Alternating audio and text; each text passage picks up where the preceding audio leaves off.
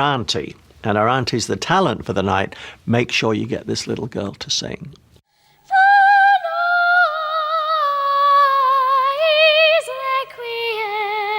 Wow, what about that? She became obviously a big star with a fantastic talent. In 1999, Star for a Night hit our screens. The biggest surprise for me was finding Joss Stone all those years ago. The winner on Junior Star for a Night is Joss Stone.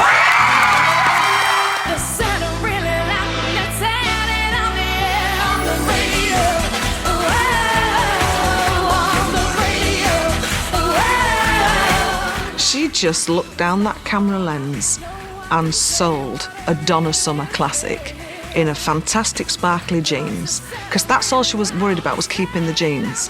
That's all she wanted to do, was keep the jeans. Also waiting in the wings that night was a future X Factor winner. Well, she's our youngest singer tonight.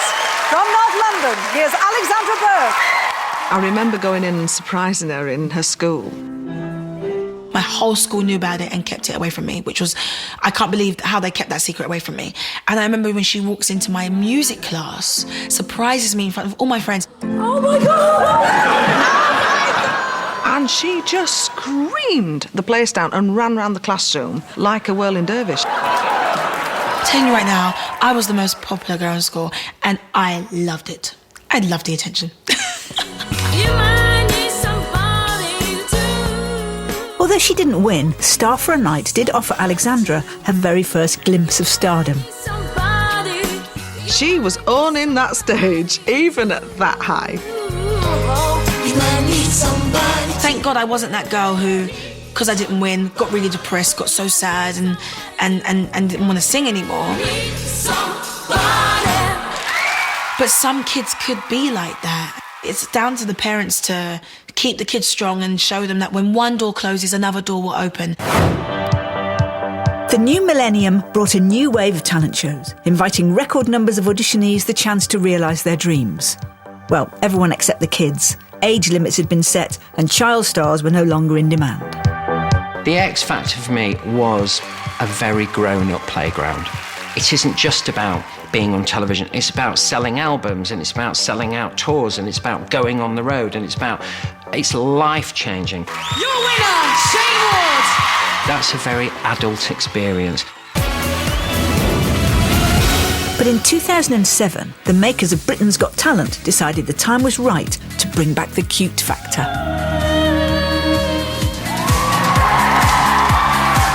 I think there's always been this sense that you can't expose children to the potential trauma of appearing on stage on a talent show in a TV competition. I've always thought that's nonsense. If your child wants to do something and they're confident and you think they can handle it as a parent, let them do it. The first child star to emerge from the new talent show era was little Connie Talbot.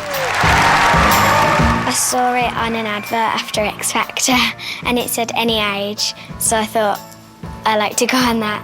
What do you do, Connie? You're a singer? Yeah.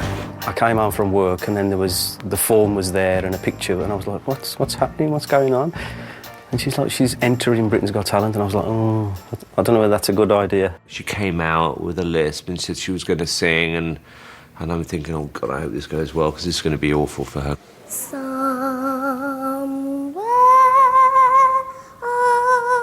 With Simon's reputation going before him, it's little wonder that Connie's parents were worried. My dad didn't want me to audition because he was really nervous for me. And I know what Simon Cowell could be like. You know, you never know, he might upset my child. There's only one person who you need to really impress, and that's the nasty Simon. What do you think? Do you think he like you or not? I call him the child catcher, and everyone thinks he hates kids. He doesn't. He's brilliant with them. Connie, I didn't like it.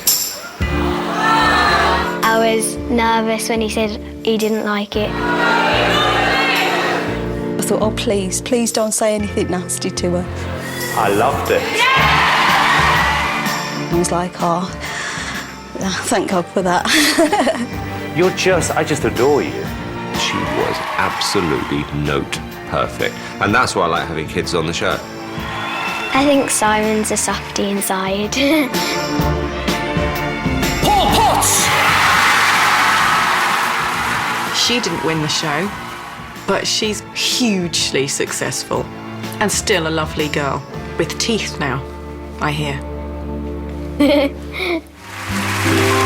But it hasn't always been a smooth ride for Britain's Got Talent's child stars.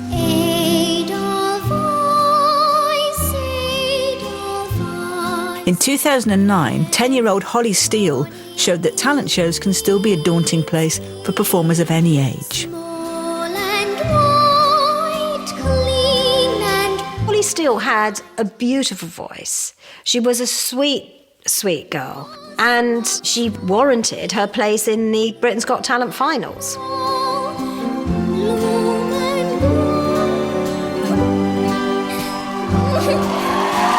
If you forget your words live on national television, you forget your words.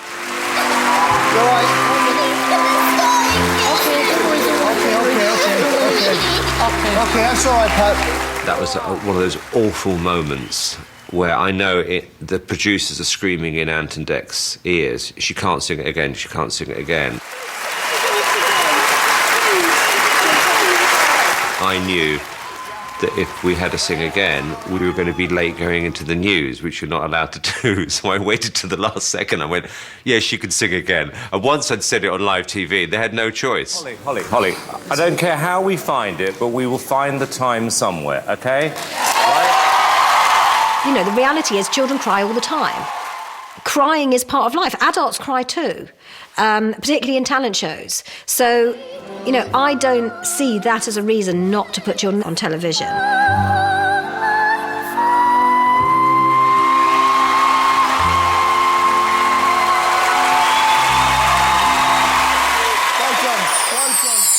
Still to come, Joe Pasquale confesses all as we find out how he really made it through to the New Faces final. I brought up a job lot of postcards, about 5,000 postcards. All they had to do was buy a stamp and stick it on, right? And I voted for me on it. I said, right, just send that in, will you? You voted for Joe Pasquale! Over the years, talent show producers have constantly had to find imaginative new ways of rating the acts. This is the way the London panel saw things today. Whether it's audience clapometers or electronic buzzers, the studio audience, judges and viewers at home have all been given the chance to have their say. Would you vote now, please? It was back in the 80s when the talent show first went high-tech. Dennis Walker into an early lead. Technology has changed talent shows in numerous ways. In the way of voting, very, very much so. The Fame game gave 1,000 viewers the chance to vote using a newfangled device called a computer, and they are really clever. They all have a gadget like this one here. I shall ask them to vote by pressing the number of the act they like best. Voting viewers, vote now.